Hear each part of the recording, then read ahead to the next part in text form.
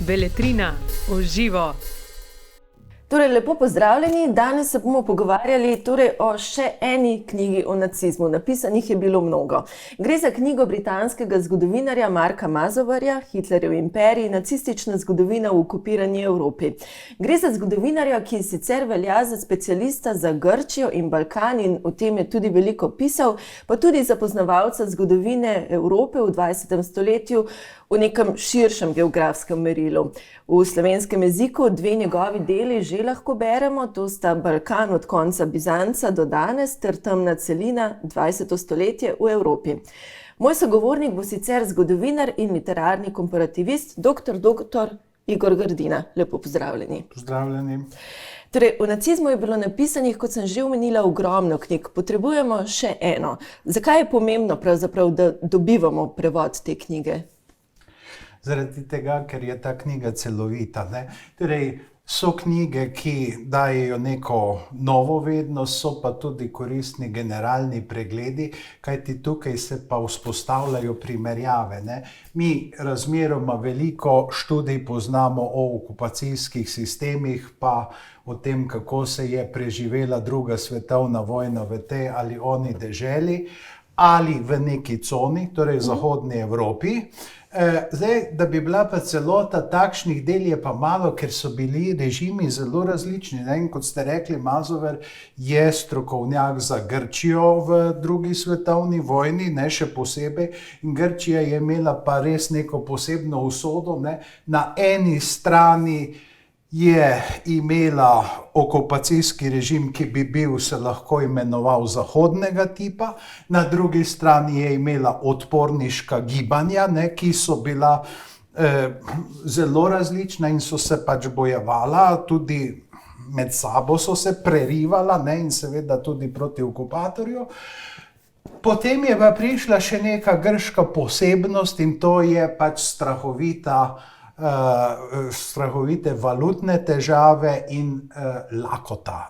In zdaj, kako nek, recimo, neprijazen režim menedžerira, kako pluje med temi Scilami in Karibdami, ki jih je res veliko, to je Mazovarja, mislim, da usposobilo že na tem grškem primeru, da je lahko se zagledal v celotno Evropo. Ker ta majhna vojna, partizanska vojna, je vendarle neko stanje, ki je bolj za vzhod značilno. Te skrajne razmere, ki jih ustvari lakota, so značilne recimo za Nizozemsko potem 45. leta, ampak prej ne.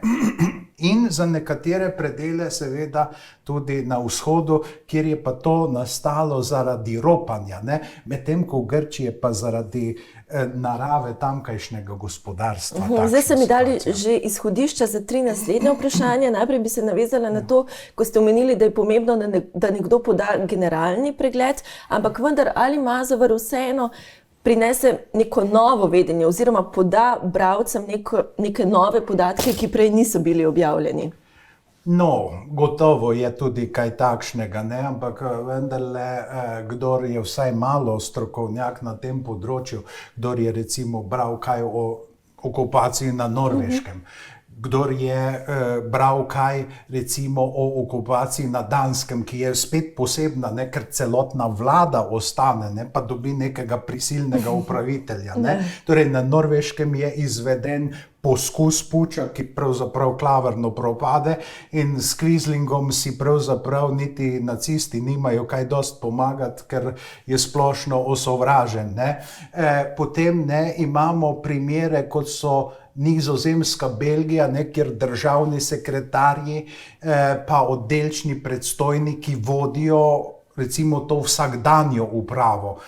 Francija je spet poseben primer, ker ima vlado v višino, v neokupirani coni, ampak vendarle tu pa tam Nemci kdaj tudi že pred letom 1943, ker se pripeljejo, pa inštalirajo nazaj Lavala, ki ga je maršal Petain odstavil.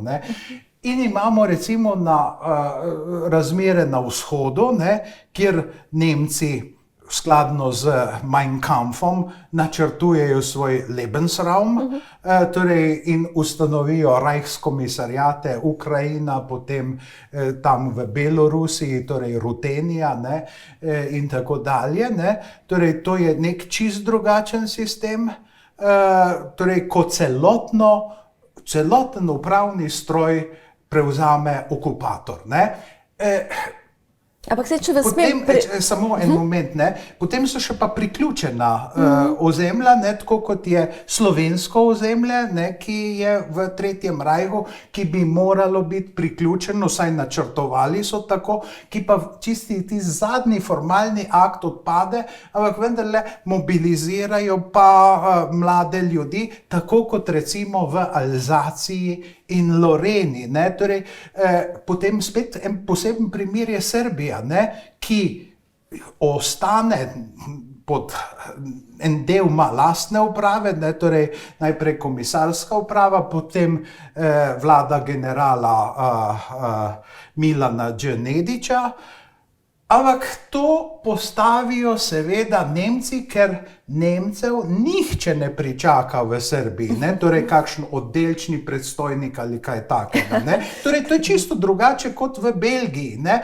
Pa vendarle forma zunanja je pa podobna belgijski. Ne? Torej, kaj se tukaj pokaže? Da je ta Hitlerjeva Evropa dejansko tako neorganizirana, kot je tudi Nemčija. Ne? Ker v Nemčiji se je v enem gavu vodila takšna politika, druge precej drugačna. Ne? Torej, to mi težko razumemo, ne? Da je Nemčija bila tako zelo kaotično upravljana, ampak vendarle tako zelo, strahotno tudi učinkovito, da je dvigala torej industrijsko produkcijo vse do poletja leta 1944, ko je vojna za vsakogar pravzaprav že jasno, da je izgubljena, ampak ta moč še pa kar narašča. Ne? Torej, to so taki paradoksi, ne? Ker zakaj je pa Nemcem šlo? Ne? Zato, da to Evropo organizirajo sebi v prid v svetovni vojni. Svetovni vojni, za katero so mislili, da bo kontinentalna. Se gospodarsko je pravzaprav šlo precej dobro, tudi nekaterim bivšim, torej neodvisnim državam, Madžarski, Bolgariji, Romuniji, Češki. Kako si to lahko razlagamo? Torej, dobro šlo. To je bilo klirinško gospodarstvo, ne? In to je tisto, čemer Nemci vendarle rečejo Raubwirtschaft, ne? Torej, roparsko gospodarstvo. Ne? Torej, če gledamo češko-moravski protektorat, ne? Je Nemčija stavila na delavce. Ne? Torej, inteligenco so pritiskali, vendar delavstvo je pa imelo zagotovljeno racionirano preskrbo in je bilo pravzaprav nekako tudi dvignjeno, ne? In to v času torej ne Reichsprotektorja Konstantina Neurata, ki je bil pač konservativec, ampak potem tega najstrašnejšega nacista, torej Reinharda Heydricha. Ne? In če gledamo tako... Klavec iz Prage. Ja, vse je.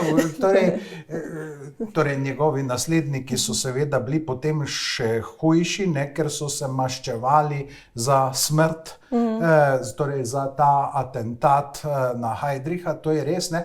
Ampak da je Nemčija imela neverjetno mnogo oblik gospodstva. Ne? Torej, Slovaška je bila neodvisna država nominalno, ampak dejansko nekakšen protektorat. Poljski generalni gouvernement je bil seveda nekaj drugega kot tiste priključene dežele Reichu, ne, torej Vartagau ali pa torej Zahodna Prusija. In torej, praktično v vsaki deželi je bilo pa nekaj posebnega. Ne? Torej, ampak, ko gledamo zgodovino posameznih gavov, ne? Torej, teh upravnih enot v Nemčiji, vidimo ravno takšno pestrost. Ne? Tam imate pravzaprav nekega šerifa, ne? Torej, ki ureja celotno življenje, ne? In zdaj nekje tako, nekje pa kar precej seveda drugače. Ne? Ampak vsi pa priznavajo eno tako veliko avtoriteto, ne?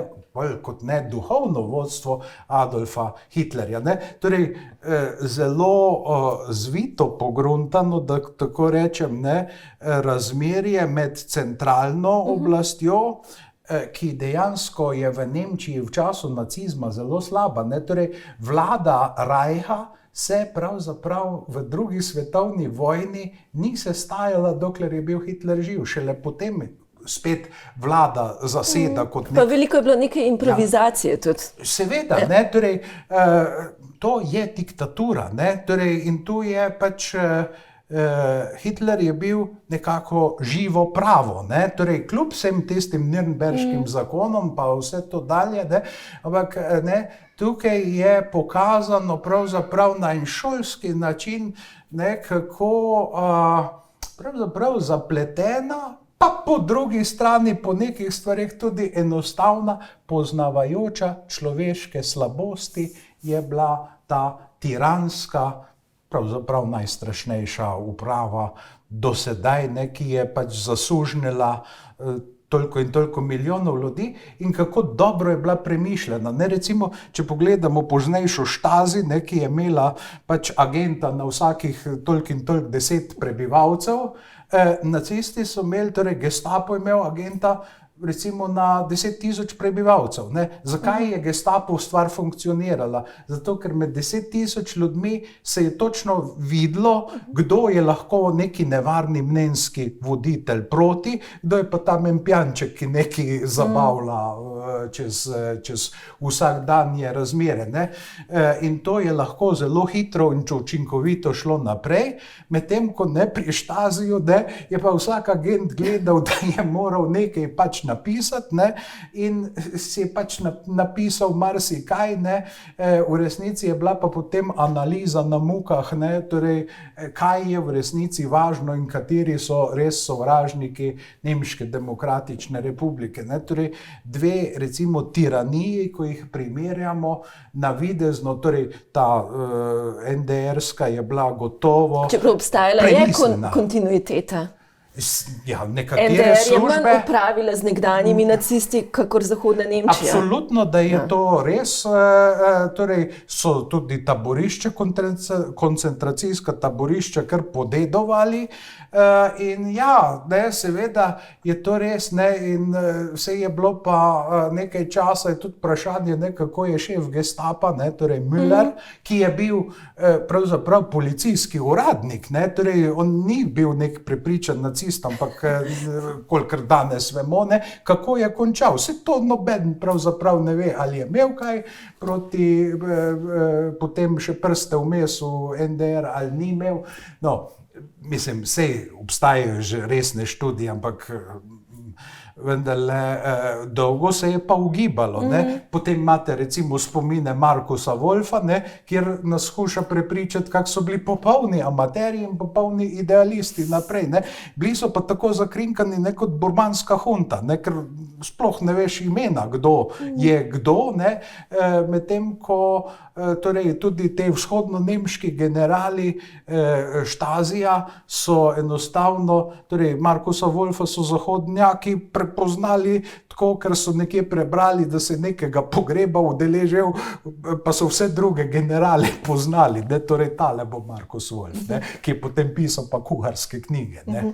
Zdaj, zanimivo se mi zdi, ker ste vi že omenili nekatere te visoke uradnike, ki po imenih razen poznavalcem niso preveč znani, in zdi se mi, da je ena od kvalitet te knjige ravno to, da izpostavi poimensko in govori tudi o nekih tem srednjem oziroma višjem uradništvu, ki pa je imelo veliko vlogo v tem, kako je potekalo življenje lokalno oziroma regionalno. Se vam tudi zdi to kvaliteta? Absolutno. Ne, torej, ker med tem uradništvom, ne, v zasedenih deželah, ne, zlasti v Franciji, to zdaj kar natančno vemo, ne, so bili na eni strani ti pravi kolaboracionisti, ne, torej ljudje, ki so ideološko bili soglasni z okupatorjevim ciljem, in seveda kolaboranti, ki so bili po službenem položaju, torej, ker so upravljali, ne, ker nekdo mora za preskrbo skrbeti, nekdo mora skrbeti recimo za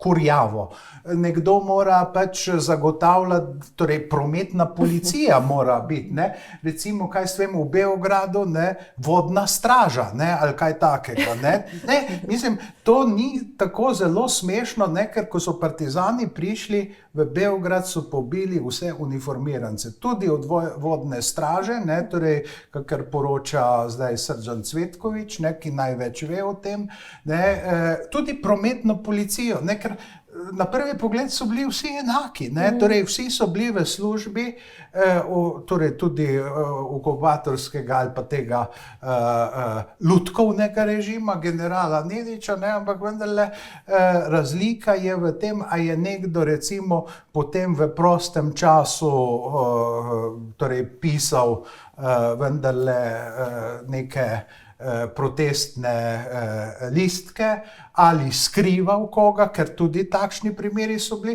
ali pa so bili kolaboracionisti, ne, torej tisti, ki so ideološko bili prepričani, ali zaradi strahu pred komunizmom na vzhodu, ali zaradi tega, ker so rekli, ne, da je na Zahodu pa režim debaterjev, ne, da se je čisto onemogočil in tega niso hoteli, ne. Ali pa seveda take sfinge, kot je bil Pierre Laval, ne, torej človek z belo kravato, ki je začel kot socialist, ne, belo kravato je nosil zato, da se na fotografijah ni videlo, da nosi kravato, ker je bil pač delavski predstavnik, ne, torej, in ki je, mislim, po eni strani torej, poskušal reševati francoske ujetnike, ne, vojne ujetnike, na drugi strani je pa pošiljal v Rajh francosko delovno silo, ne, in seveda s tem koristil Rajhu, ne, torej, zdaj, to so bili potem in so še seveda kar velike debate, ne, torej, kaj je bilo ustrezno, kaj ni bilo ustrezno, ne, seveda, načelni stvar je jasna, ne, sam problem je seveda v tem, ne, ker ljudje morajo tudi preživeti, ne, ker če to se ne zgodi, potem je to Grčija, ne, med drugo svetovno vojno, ker so ljudje od lakote umirali, potem je to Nizozemska leta 1945, ne, torej, tik pred koncem vojne najhujša preizkušnja, ne, skratka, Ampak kako pravzaprav se je Hitler odločil, oziroma kako so se ti najvišji nacisti odločili, kakšen okupacijski režim, ker v okupacijskih režimih veliko piše, ekstenzivno piše tudi Mazovar, ja, kako so se odločili, kakšen režim uvesti na katerem teritoriju? Zdaj izgleda, da neko vlogo je imelo to, koliko odpora je država nudila. Ne, torej, recimo Danska, samo seveda tudi te nacistične zmešane predstave o rasi, ne. Danci seveda so Germani in tako dalje, ne. Oni pravzaprav ostanejo skoraj neodvisni na nek način. Ja, torej dobijo tudi enega razmeroma, ne, zdaj prosim, res razmeroma razumeti, milega Gauleiterja, ne, za razliko od, torej Best je bil drugačen kot Terboven, ne, na Norveškem, ne, kjer se je še Quisling pritoževal, ne, da torej, ali pa ne, Hamsun, torej pisatelj, ki je bil Hitlerja imel za velikana, ne, torej Nobelov nagrajenec za književnost, ne, ki je doživel Ameriko in jo sovražil pravzaprav, ne, pa je potem seveda pristal pri tem, ampak čez Terbofena se je pa zelo pritoževal, ne, torej, ne, zdaj seveda Norveška je nudila odpor, ne, in to je dovolj resen odpor, ne, ampak vendarle je kot germanska dežela prišla kar dobro skozi, ampak ne, recimo vzamemo Češko, ne, torej Hitler ljudje Slovakom pravzaprav ukažejo, da naj razglasijo neodvisnost, ker če ne jih bojo pojedli Madžari, ne, ker oni rabijo izgovor za to, da bojo zasedli Prago, pa seveda Škodove fabrike v Plznu, ne. Torej, in ko torej predsednik slovaške avtonomne vlade tega noče napraviti Karol Sidor, potem najdejo pač Tiso prejšnjega predsednika in ga torej nacisti sprejmejo kot državnega poglavarja in potem 14. marca razglasi neodvisnost, ko praška vlada poskuša to zatreti, se pa potem seveda zgodi tista res antična tragedija, pravzaprav neko predsednik Haha odide pač v Berlin, da bi še nekaj rešil, in potem pravzaprav doživi napad, torej in ga Hitlerjev zdravnik pravzaprav reši morda celo konca, torej in potem pristane na to, da postane Češka protektorat. Torej, ampak kaj to pomeni protektorat? Čehi ohranijo torej tisto, ko se reče vladne vojsko, potem, ki je bila pa očitno protinacistična, ker v severno Italijo so pol 44. leta poslali v boj proti partizanom, pa so vsi Čehi pravzaprav šli na drugo stran. Torej, ohranijo vlado, ki jo zdaj sestavi general Eliáš, in ko odkrijejo Nemci, da pravzaprav je v stiku z Benešem v Parizu in potem v Londonu, seveda generala umorijo. In zdaj, kaj je Eliáš? A je kolaborant ali je junak? Kaj je Haha? Torej, Eliáš je nekoč rekel, da je Haha pač pristal na to, da se ukine češka politična neodvisnost zato, da reši biološko substanco naroda. Previdneži. Ne vem, če so bili samo previdneži, to so bile res neke grozne okoliščine, pa tudi vidimo, da se je moral na hipu seveda odločiti Češko-Slovaška, takratna Češko z vezajem Slovaška, pa ni imela nobenega prijatelja. Torej, zdaj, a bi res Nemci sesuli Prago, a bi lahko to naredili, torej, ali je bilo mogoče v tistem času, torej vsi so bili pod vtisom Gernike, pa teh operacij zračnih v Španiji, kjer so manjši kraji bili seveda popolnoma zradirani iz zemeljske oble.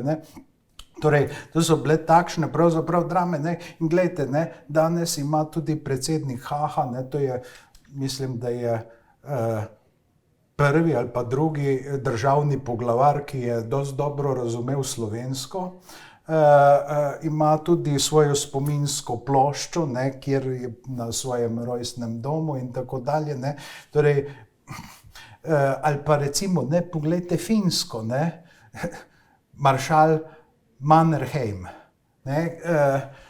vojskovodja, ki je se bojeval na Hitlerjevi strani, dokler se je pa potem Finsko popeljal iz vojne in v neko recimo nevtralnost, ali pa prej predsednik Risto Riti. Torej, to so vsi ljudje, ki imajo danes spomenike, pa bi rekli, so sodelovali. Ja, seveda so sodelovali, ampak finski primer je bil res tudi nekaj posebnega. In zdaj, ta perverznost nacistov je v tem, da so to zelo dobro poznali in od kraja do kraja uporabili najučinkovitejšo metodo. Torej, to je, mislim, da vplivalo, pa tudi včasih samo misel na korist. Recimo v Romuniji so podpirali Nemci generala Antoneska, ne pa železne garde, ki je bila ideološko najbližja nacističnemu režimu. Torej, samo da je Romuniji bil mir in da so naftni vrelci vso produkcijo pravzaprav spravljali v Nemčijo. Madžarska je do 44. leta pravzaprav v resnici zelo, zelo samostojna. Torej, ima tudi prozahodno usmerjene ne samo ministre, tudi predsednika vlade potem na koncu, in potem Nemčija seveda to udari, in je zdaj spet nastavijo pač ljudi, za katere mislijo, da bojo lahko vladali tam z najmanj odpora in omogočili to, kar sem že rekel, Raubwirtschaft. Ja, zagotovo nekaj besed bi morala spregovoriti tudi o organizaciji knjige. Mazever začenja že v 19. stoletju. 19. stoletje je bil tudi čas, ko je že obstajalo pangermansko gibanje, tako imenovano Völkisch gibanje, kar bi lahko prevedli kot na nek način ljudsko gibanje. Narodnjaško gibanje, ja. Torej, ali je treba zgodbo o nacizmu, tako kot zastavi Mazever, začeti spremljati že v 19. stoletju? Kako upravičen je ta njegov pristop? Saj to ni nič novega pravzaprav, ne? Torej, če smo zgodovinarji, potem se trudimo najti tudi strukture dolgega trajanja. Ne? Res je pa nekaj, ne? Da brez Versaja, brez prve svetovne vojne, brez politike cesarja Viljama II. Tu preprosto ne bi šlo. Ampak če samo za trenutek smem prekiniti, recimo, ko ste omenili Prvo svetovno vojno, kar je meni bilo zanimivo, je bilo tudi to, ko je omenjeno, kar se tiče Prve svetovne vojne, ta krutost nemških vojakov, te strategije požiganja celotnih območij, kršenja mednarodnih pravil. Torej, v bistvu so že oni na nek način delovali tako, kot da bi napovedovali kasnejšo Drugo svetovno vojno. Ja, ampak niso bili v tem sami. Ne? Torej, so tudi druge vojske, nekatere ropale, ne?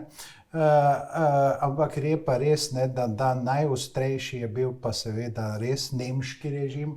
In če se spomnimo, ne, tega znamenitega hunskega govora cesarja Viljama II., ne, torej, da naj si zapomnejo na Daljnem vzhodu, ne, v boksarski ustaji, naj si zapomnejo ime Nemec, kot si je Evropa zapomnila ime Hun. Ne? In torej, takih besed seveda ljudje v predvčerajšnjem svetu niso bili vajeni. Ne? To je vendarle še čas, ko prej elitna politika postaja množična politika. Ne? In ko je ideja, da naj se množice dvignejo na raven višjo, ne pa, da se komu kaj vzame in se ga stisne navzdol. Ne? In zdaj to mešanje teh elitnih idej z masovno politiko, torej, to je mogoče takrat, to v Bismarckovem času ni mogoče. Ne? Torej, Otto von Bismarck je človek, ki ga v Nemčiji občudujejo. Zdi se skoraj etična figura, ko beremo Mazeverja. Ja, no, čeprav je bil fanatik oportunizma, ne? Torej, to je jasno, ne? Torej, pa hipohonder in ne vem kaj še vse. Ne? Se, to je zanimivo, kakšen je bil torej, Bismarck, ampak zanimivo je tudi to, ne, da Bismarckovi nasledniki, ne, torej v rodu, so bili protinacistično usmerjeni in se jih celo nacisti niso upali dotakniti, čeprav so vedeli, da so tudi oni vpleteni v to zaroto konservativcev. Ne? Torej, ker konservativci so bili Hitlerju v Nemčiji edini zares nevarni, ker so to bili generali, ker so imeli neko organizacijo za seboj, ne zaradi drugega, ampak preprosto, ti so imeli neko realno možnost se zoperstaviti nacizmu na tisti ravni, na kateri je on bil seveda občutljiv, in to je bila sila. Zdaj pa seveda, če gremo zdaj spet nazaj, ne, ampak saj ni bilo vse samo v Nemčiji. Ne? Torej, nacionalni socializem si izmisli pač Maurice Barrès, francoski pisatelj 1899. leta. Ne? Zdaj, poznamo v Habsburški monarhiji narodne socialiste, ampak na Češkem, ne, pa so to demokratična levo-liberalna stranka. Ne? Zdaj, francoski nacionalni socialisti so verjetno tudi, kolikor so pač bili, ne, torej Barresovi ljudje, potem tudi drugačni od nemških nacionalnih socialistov, ne, ali pa seveda od avstrijskih. Avstrijski so pa sploh zabavni, mislim v narekovaju, in značilno, da imajo zelo malo, jih ima res tiste nemške priimke. Ne. Prvi nacistični vodja v Avstriji se imenuje Janković. Ne. In torej,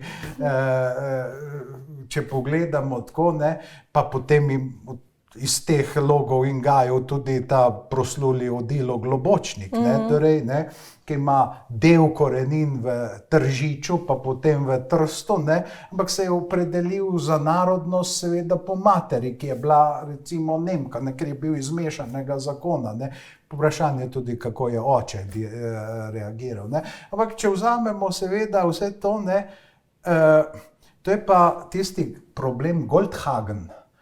Torej, ali je nekaj takega mogoče bilo kje drugje ali samo v Nemčiji. Torej, Goldhagen je razložil, da ta učinkoviti antisemitizem, morilsko učinkoviti, da je to zaradi prepojenosti nemškega duhovnega prostora za antisemitizmom. Torej, Luther je bil odločen antisemit, torej tudi pri Thomasu Mannu, kar mene zelo žalosti, ker občudujem tega pisatelja, se najdejo torej, še po nacističnem prevzemu oblasti tudi kakšne takšne stvari, ki torej, ampak po drugi strani je pa veličina pisatelja, ki je torej, se izrecno štel za nemškega nasprotnika nacizma, tudi ta, da ni ničesar spreminjal, bojo ljudje že razumeli, zakaj in kako je to, torej, kaj to pomeni. Torej, da tudi tisti, ki so mogoče prej bili nakrenjeni v to smer, če so malo pomislili, kaj je pa zdaj tule s Hitlerjem, da je to pa res nekaj čist drugega. Recimo imamo pri nas tega dovolj znanega nemškega pisatelja Gagarna. Ultrakonservativen. To je dovolj uspešen nemški pisatelj, torej, ki je živel torej, v naših krajih, ki je napisal uspešna dela, še danes so tu in tam brana, ki ga imajo za ideološko podlago nacizma, ampak ki je bil pa mogoče leta 1934 mogoče bo pa iz tega gibanja kdaj kaj. Ampak potem, torej, aristokratski odpor do te vulgarnosti. Torej, ni bilo nujno, torej, vsakdo je lahko premislil, ja, ampak intelektualci gotovo. Ti so lahko premislili. Ne vem, kako je z delavci, ki jim je bilo, pač je bila prej kriza, ki je začela popuščati že v času kanclerja Brüninga, da ne govorimo kakšne fantastične načrte je imel Reichskancler Weimarske republike, zadnji pred Hitlerjem, general Schleicher, torej, ki je poskušal ravno na socialnem vprašanju uničiti naciste. Razcepiti naciste na socialistično ali pa socialno krilo in nacionalistično. Pa mu ni uspelo, ker mu je torej von Papen zasadil nož v hrbet. Torej, ni enoznačnega odgovora, imamo primere, ki je res se zdi, kot da je vse nakrenjeno v nacistične vode, že v 19. stoletju in seveda tudi primere, ko ljudje dobesedno izskočijo že iz drvečega vlaka. Torej, ali je imel prav A.G.P. Taylor, ta intelektualna zvezda 20. stoletja, na televiziji je uspel zelo, verjetno edini intelektualec, ki je tako zelo uspel na televiziji, da je bil resnična zvezda, ko je rekel, da nemški kanclerji se pravzaprav razlikujejo samo v stopnji sile, ki so jo pripravljeni uporabiti za iste cilje. In zato Taylor nikoli ni mogel postati vodilni oxfordski zgodovinar. Ampak dejansko je samo na dovolj nevljuden način izrekel to, kar je ena od možnih razlag, ki je v podtonu marsikatere knjige. Ali na drugi strani seveda, da brez Hitlerja pa tukaj ne bi šlo. Ne? Torej, Štefan Cvajg je rekel, ne samo brez Hitlerja, ampak brez njegovega priimka, ker kaj bi bilo, če bi se morali njegovi pristaši dreti Heil Schicklgruber, kar bi se pisal, če se njegov oče ne bi spremenil priimka, da to preprosto ne bi šlo. Ne? Ampak če samega Hitlerja vzamemo, človek s čeplinskimi brki, majhen, človek, ki govori z nemogočim avstrijskim akcentom, torej, ki nikoli ne reče ni mer, vedno ni mer. Torej, to bi rekli, pač, kot je Karl Kraus rekel nekoč, da Nemce in Avstrijce loči skupni jezik. In to je bilo tukaj.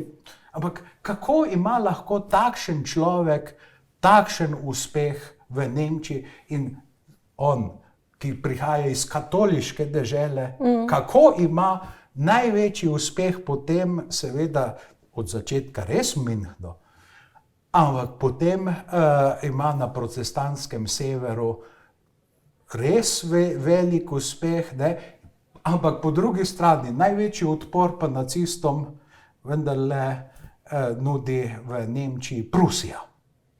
Torej, logika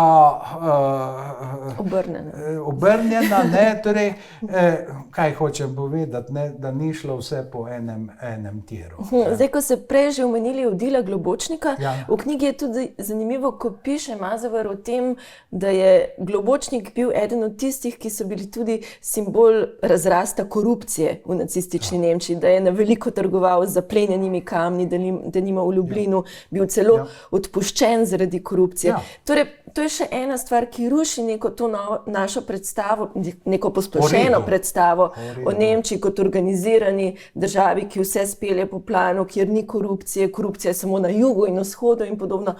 Torej, kaj Mazover pove o tem? Pravzaprav je to težko vprašanje. Jaz mislim, da tisto, kar temeljno, kar je, da so nacisti poznali, nažalost, zelo dobro človeško dušo in njene slabosti in jih izkoristili vse to sistemsko ali nesistemsko za to, da so naredili najstrašnejšo tiranijo, kar jih je pač obstajalo na zemeljski obli. Tiranijo, ki je bilo mogoče zrušiti samo z vojno. Ker so seveda tiranije, ki naredijo takšno gospodarsko zmedo, da napravijo pravzaprav, se sesedejo same vase. Ampak nacizem ni bil takšen. Torej, kljub vsej tej nesistemskosti ali pa neki drugačni sistemskosti, ki si jo mi predstavljamo pod pojmom sistemskost, torej na drugačen način so uspeli zagotoviti, da so se vsa kolesa vrtela za njihovo zmago. To je bilo njihovo geslo, vsa kolesa se vrtijo za zmago, in to so obvladali torej na res za ves svet svarilen način, in Mazover seveda in sploh sodobni zgodovinarji veliko uslugo delajo človeški pameti, ko natančno analizirajo, na kakšen način so nacisti kje vladali, zato ker vidimo, da so znali zmešati to svojo res ekstremnost v poznavanju človeških slabosti in normalnost. Torej, marsikomu v Nemčiji se je vsaj tam do leta 40, do prvih let vojne zdelo, kot da je to vse čudovito.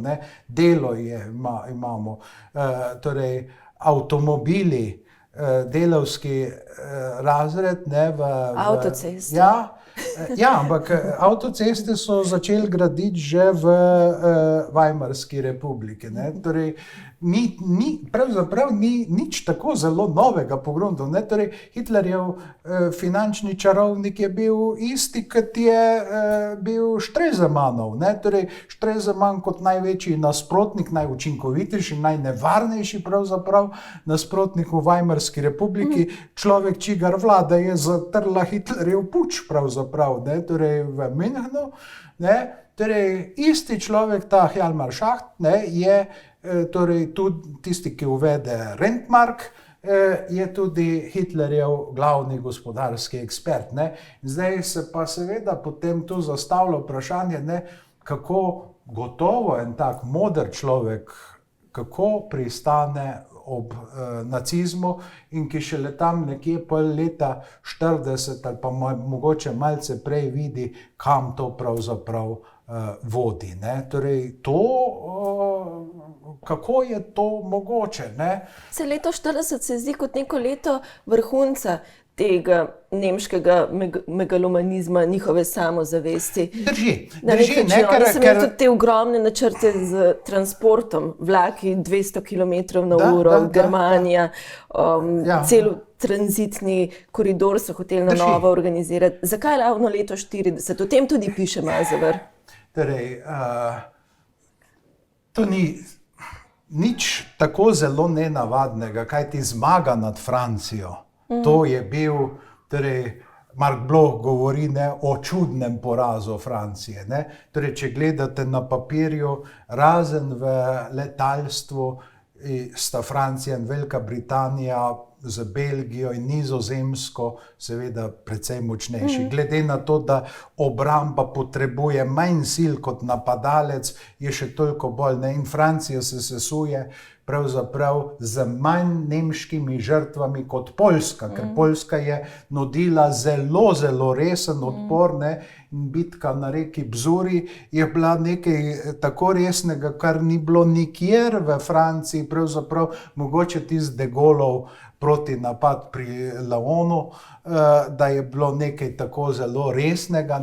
In ja, torej to je bil čudež, ker Nemčija se je 4 leta borila v prvi svetovni vojni, in zdaj te generacije so pa bile potem seveda njemu, torej temu Gefreiterju, ki ga je torej predsednik Hindenburg od začetka zaničljivo imenoval češki kaplar, in je rekel, mogoče minister za PTT bi lahko bil, kancler pa nikakor, pa se je žal potem vdal. Torej, to je seveda ta čudež, in Nemčija, če gledamo dokumente o ekspanzionizmu, torej, ja, vzhodna Evropa to ampak da bi imeli pa neko jasno predstavo o svetovnem gospodstvu, ker najprej mislijo Jude na Madagaskar spraviti, torej, potem pa nenadoma narastejo ti apetiti, torej v hipu. Seveda pa je na drugi strani svet imel srečo, da je imel Winstona Churchilla, človeka, ki se je motil praktično v vseh stvareh. Ampak o Hitlerju je imel pa popolnoma prav in ki je potem tudi Hitlerja v tistih 80 dneh, kot prikaže zelo lepo John Lukács, nedavno umrli veliki ameriški zgodovinar. Torej 80 dni od tega, ali pa približno 80 dni od nastopa Churchillove vlade, torej to je dan, ko Hitler napade na Zahodu. In torej 14 dni po tistem zgleda, da bo svet se res zakotalil v Hitlerjevo naročje. Ampak 80 dni pozneje ima tudi Winston Churchill možnost zmage, seveda pod pogojem, da bo zapletel vojno Združene države Amerike, da bo morda Hitler naredil kakšno neumnost, ampak svet ima takrat potem tudi drugo možnost.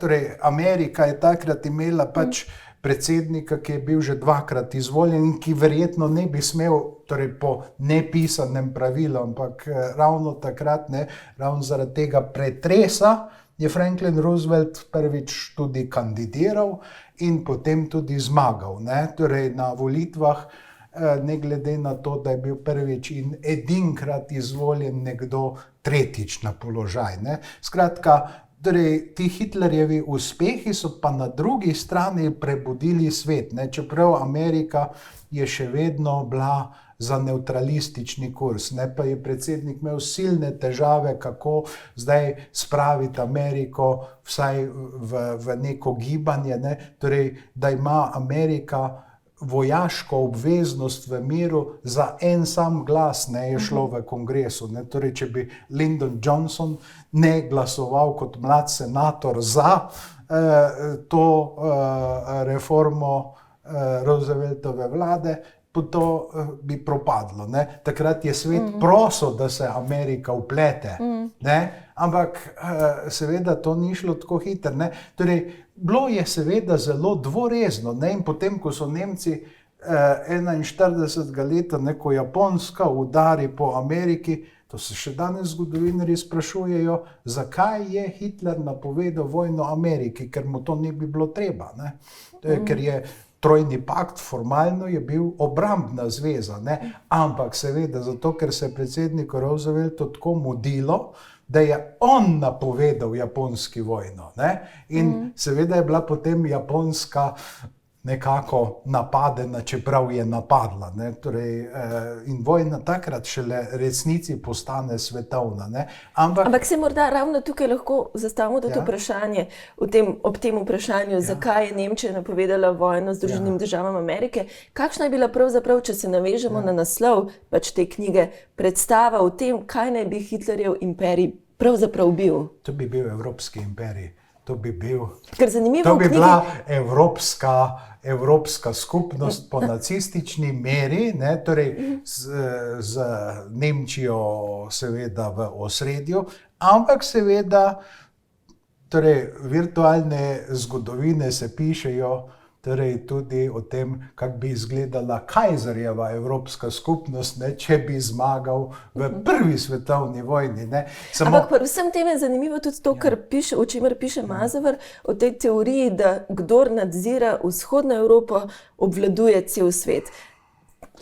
Tukaj se lahko mogoče navežemo tudi na to, pač na vprašanje sodobnosti, ne, zakaj ravno naj bi bila vzhodna Evropa tisti ključni teritorij, ki ga je potrebno nadzorovati. Dokler je glavno morje Atlantik ali Sredozemlje, je mogoče tako, ampak danes, ko je glavno morje Pacifik, je pa drugače. Ne? Torej, a se svetovna politika v resnici zmeni za Poljsko, Madžarsko, torej tu je potem naša prihodnost.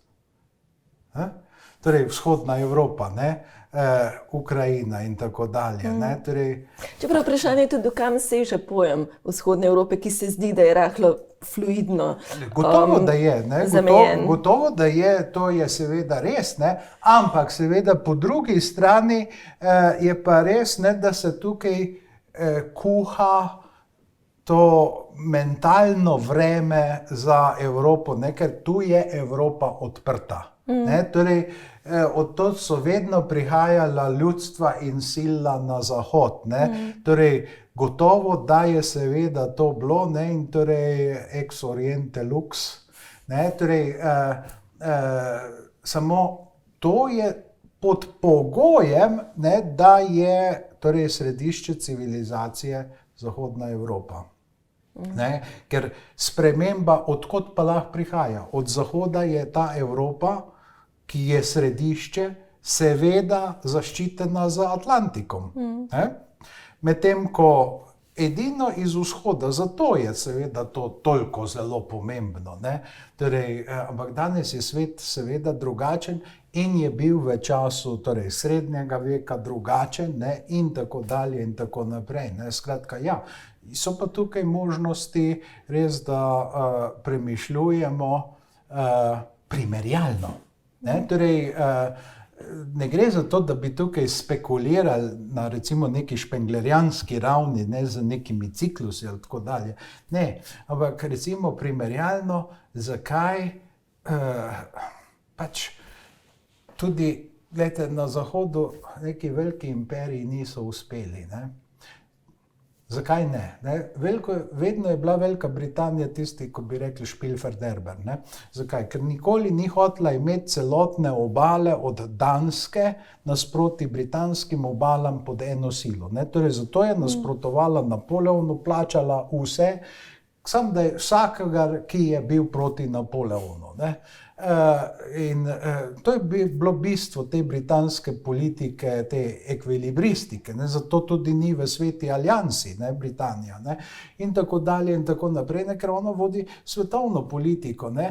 Zdaj, seveda, evropske sile pa odvisno, kako modre so. Ne? Recimo Bismarck, ne? Ki je bil res nekaj posebnega med državami, uspe največjo silo kontinenta napraviti s 3 zelo kratkimi vojnami pravzaprav. Ne? Zelo kratkimi vojnami, sploh ne podred prejšnje arhitekture, ampak potem, ko razglasijo nemško cesarstvo, pa začnejo tuhtati drugi ljudje, da zdaj je pa tukaj na sredi pošast. Ampak Bismarck je zadržan, ne izziva svetovne, torej politike. Kolonialna tekma je z njegovega stališča nekaj popolnoma drugotnega. Vse o tem beremo tudi v Mazoverju. Ja, čeprav obstajata pa Bismarckov arhipelag in pa Bismarckovo morje na današnjem ozemlju Papue Nove Gvineje. Papue Nove Gvineje, ne? Ampak to zato, ker ničesar drugega ni ostalo več za Nemce. Ne? In ja, ne, seveda je pa druga stvar ta, ne, da torej bi celo tako priljubljenega državnika, kot je bil Otto von Bismarck, poklical na odgovornost, če pa res ne bi bilo nobene kolonije. Ne, se pogledajte, kaj se je v Italiji zgodilo Crispiju, ne, torej parlamentarnemu diktatorju, potem, ko osvojijo Eritrejo, ne, ko poskušajo Abesinijo, ne, torej, ko so pri Aduji poraženi, torej je konec Crispija, ne, in zdaj pride potem Giolitijeva doba, torej najbolj pokvarjena doba, ampak doba največjega napredka v Italiji, ne, torej ta giolitizmo. Ne. In ja, če gledamo tako, ne, to so zanimive stvari, ne, torej, ki pa seveda odgovarjajo na podobna vprašanja kot ta Mazoverjeva knjiga. Zakaj ne? Torej, seveda, tehnologija je bila v tistem času, torej v času nacizma, že tolikšna, da je omogočala recimo obvladovanje, resno obvladovanje prostora. Tehnologija je izničila prednost pomorskih sil. Ne? Torej, Velika Britanija je v 19. stoletju tako prosperirala zato, ker je tisto svojo majhno profesionalno armado lahko po morju vozila z izjemno hitrostjo in je bila zdaj tukaj, zdaj tam. Zdaj, ko so železnice, je konec te, recimo, velike prednosti pomorskih sil. Ne? In ja, ne, torej, ko gledamo seveda to, pa vidimo evropsko združevanje pozneje, ne, torej, tu vidimo iztirjeno evropsko združevanje, ne, ker torej, Lavalovska Francija sodeluje z Nemčijo, torej, tujih delavcev je v Nemčiji, morda seveda jih je več, kot je bilo kdajkoli potem v zahodni Nemčiji gastarbeiterjev, ne? Ampak to je pa tudi zaradi nacistične doktrine, da nemške ženske ne delajo. Ne? Torej, ker so pač... Kar je bila kontinuiteta še potem v zahodni Nemčiji, za razliko od vzhodne Nemčije. No, seveda, ne, sej, ja, ne, torej različni pristopi, ampak je zanimivo, ne, kako se gibanja, določene ideološke usmeritve odzivajo na ta življenjska vprašanja, torej nekega takšnega cilja, kot je povezati stari kontinent v blok. Ne? Torej, to so nacisti na koncu vendarle hoteli, ne?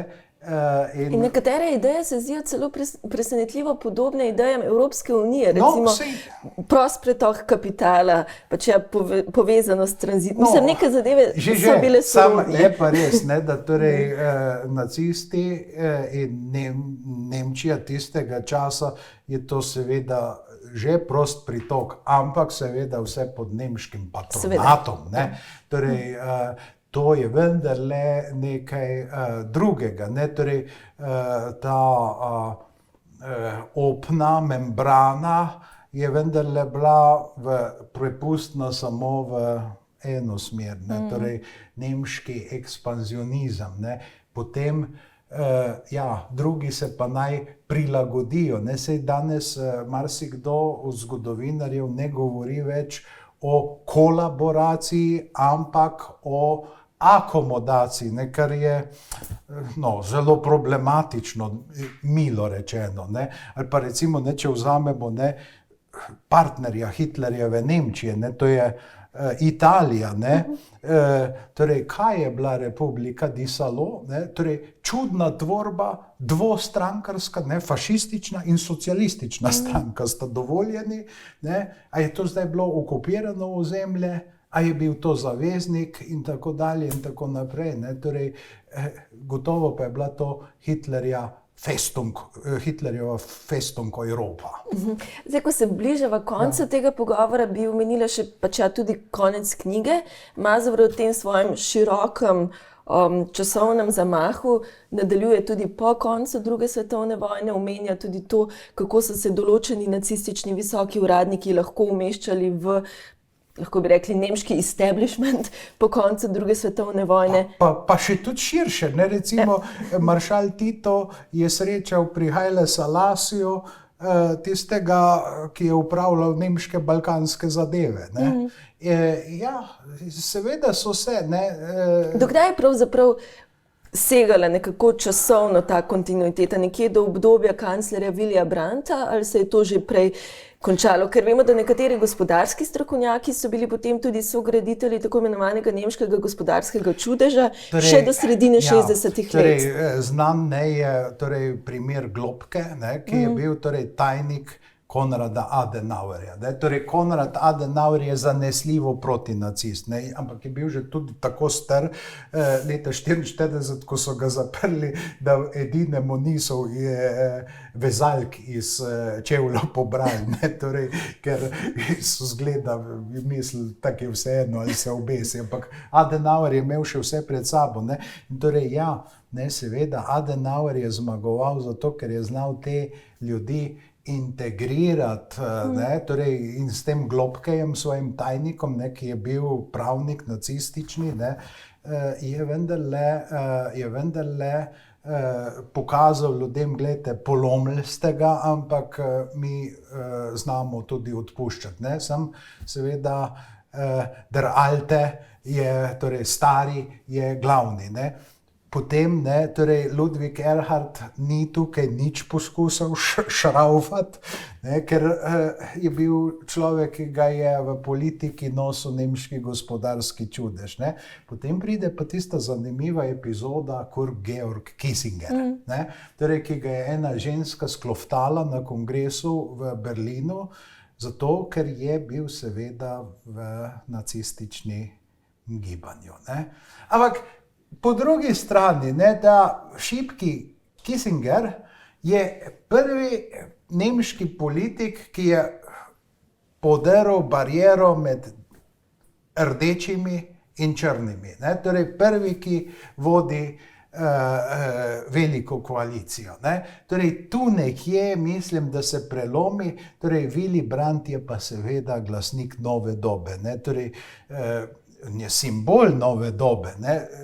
Mogoče kot državnik, seveda v zunanji politiki ima uspeh, ne, ampak drugače pa se mu Nemci smejijo, ne, torej, ker ga imenuje tudi Weinbrand, ne, torej, ker je seveda znan po konzumaciji alkohola, ne, ampak v resnici, ne, če pogledamo, ne, Nemčija je potem v Schmidtovem času pa res popolnoma drugačna, ne, in če pogledamo, ne, kdaj se tudi ta odnos do nacistov, do teh sposobnih dečkov, ne, torej, ki zdaj čarajo ta nemški gospodarski čudež, začne spreminjati. Ja, to so 60. leta, ne, torej, to je par tožilcev, ki so jih razmere dobesedno uničile, ne? Torej, ampak so vztrajali in so vlagali obtožnice od začetka neuspešno, ampak potem se je pa javno mnenje torej vendarle spremenilo, ampak tu pa je bila velika vloga tudi seveda ameriških okupacijskih oblasti,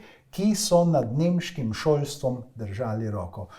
Niso dovolili, torej, da bi Nemčija imela enotno šolstvo, torej, zato je zvezna republika in je šolstvo v pristojnosti zveznih dežel.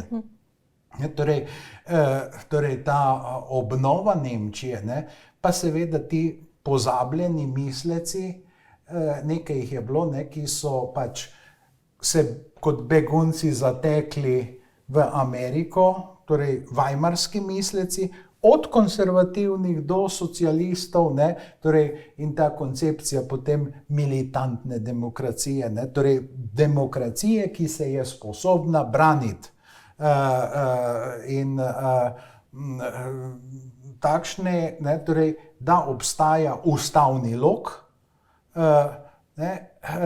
je pa seveda po drugi strani res, ne, da je Nemčija imela srečo tudi z tistimi mejnimi politiki, recimo Franz Josef Strauss, ne, desno od mene ni ničesar, ne, torej, ja, ampak Nemčija je takrat... Kar niti ne velja več. Zdaj ne velja več, ne, ampak seveda to zato, ker ni več nobenega Franza Josefa Straussa, ne, nikogar, ki bi rekel, ne, motiti se je človeško, motiti se z mirom je socialdemokratsko, ne, ali kaj podobnega, ne, ali pa, ne, kdor socialdemokrat je človek, ki misli, da elektrika prihaja iz štekarja, ne, medtem ko kdor je pa drugačnega mnenja, kdor misli, da prihaja iz elektrarne, ta pa voli CSU in CDU, ne? In mi govorimo, kar mislimo, ne? In torej delamo pa, kar mislimo, ne? Torej, in tako naprej, ne?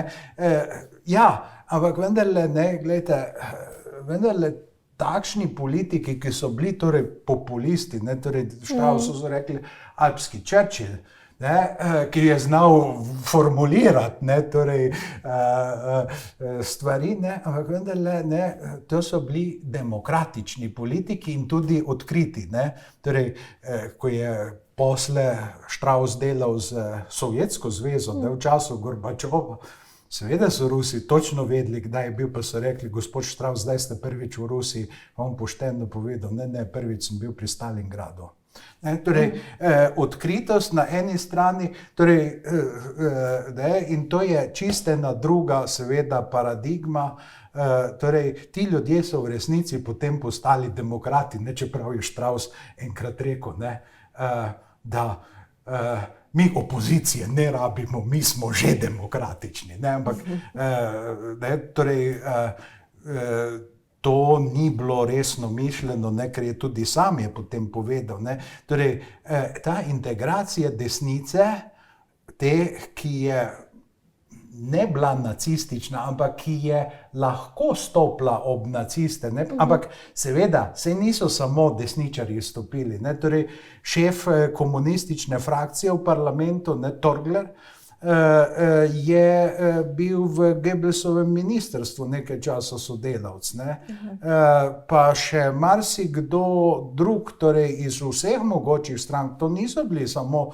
desničarji, ne, Karl Renner, ne, socialdemokratski kancler in potem tudi vodja avstrijske države, je pozval k glasovanju za Anschluss. Ne, torej, vendarle, ne, to ni bila skušnjava samo desničarjev, ne, ali pa preizkušnja samo za desničarje, ne, ali si za nacizem ali proti njemu, ne, torej, nacisti niso rekli, da so oni desno gibanje, ne, če gledamo Horst Wessel-Lied, ne, tam govori, ne, Kameraden, die von Rotfront und Reaktion erschossen, ne, da korakajo z njimi, ne, torej od rdeče fronte in od reakcije ustreljeni, ne, torej ne levo, ne desno, ampak naprej. To je bilo, recimo, nacistično geslo, ne, torej, in nekateri to, seveda, ne, a so nacisti levo ali so desno, odvisno kam gledamo, ne? Torej, a so nacisti bili desno od Winstona Churchilla? Gotovo ne. A so bili desno od admirala Hortija? Gotovo ne. Torej, bili so, seveda so bili desno pa glede na komuniste, ne? To pa je jasno, ne? Ampak vendarle ne, torej, stvari so, mislim, tu komplicirane, ne? In ja, pomen te Mazarjeve knjige je, da ne glede na to, da je precej obsežna, je pa vendarle ta, da na kratkem prostoru brez prehudih poenostavljanj pove, kako je bilo, ker zgodovina je pač neka izkušnja in kaj lahko največ da misliti ljudem, torej da je miselno gradivo, da ne naredijo kakšnih takšnih usodnih neumnosti, kot so jih predniki, torej, da se bi ne pojavil spet kakšen von Papen, ne, ki je pač bil pripravljen Schleicherju zasaditi nož v hrbet, ne samo, da bi bil potem podkancler pri Hitlerju, ne. In Hitler se je zadovoljil z kanclerskim mestom, z notranjim ministrstvom, ki v Nemčiji takrat praktično ni pomenilo nič, zato ker je vsa moč bila v deželnih notranjih ministrstvih, pa potem je prišel še seveda zlobni doktor, ne, torej Goebbels, ne, z propagandnim ministrstvom, no to pa je že nekaj bilo, ne. Pa so šli pa seveda v isto smerjenje, pa pogledamo Heideggerja, vstopi v nacistično stranko 1. maja, ne, torej 33, pa jih je še takšnih korifej, ki so vstopili, ne, in Heidegger tam razlaga, ne, Jasper Sočigar, žena je Judinja, treba se je vključiti, ne? Zato, ker misli, da bo nekaj časa... Gre po pravi samotni poti. Ja, potem, ja. Ampak to je nahjaren, ne, čez leta. Ampak takrat treba se vključiti, ker on misli, da bo postal filozofski vodja, ne, ker to je nacistični sistem, torej sistem vodja, ne, tako kot je Hitler je na neki način bil vodja, ampak recimo nek filozofski vodja bi pa tudi še imel prostor, pa je torej vodja delavske fronte, dr. Lej, pa seveda, torej, se je bil recimo nacistične te zbornice, ne, so imeli, ne, za pismenstvo, ne, torej namesto akademij so imeli zdaj, torej, da so bili potem vsi v isto smerjeni, ne, torej gleichschaltani, ne, torej, marsikdo je mislil, da zdaj pa je se treba res vključiti, ne, in vidimo, kako modri so bili tisti ljudje, ne, ki so bili izključeni, torej, od vsega po svoji volji, ne, torej, odpovedali se uspehu, torej, ampak zanimivo, večinoma so to bili konservativci, ti so lahko bili v samoti, torej, ljudje biznisa, ne, torej, poglejte, recimo Tisna, ne, je potem napisal knjigo Plačal sem Hitlerja, I paid Hitler. On je tik pred začetkom druge svetovne vojne pobegnil, ne? Ampak prej imel pa velikansko vlogo v času vzpona Hitlerja, ne? Torej pri teh industrijskih krogih, ne? In ja, ne, torej, tu postane pa zgodovina res zanimiva in jaz mislim, da res potrebna. Zdaj, doktor Grdina, hvala za ta obsežen pogovor in kljub obsežnosti smo načela samo nekatere teme povezane s to res obsežno knjigo, tako da edino, kar preostane je, da priporočiva to knjigo Marka Mazarja, torej, tako kot je rekel François Rabelais, ne, treba je odpreti knjigo in premozgati, kar je zapisano v njej. Točno tako, nimam več kaj dodati. Beletrina v živo.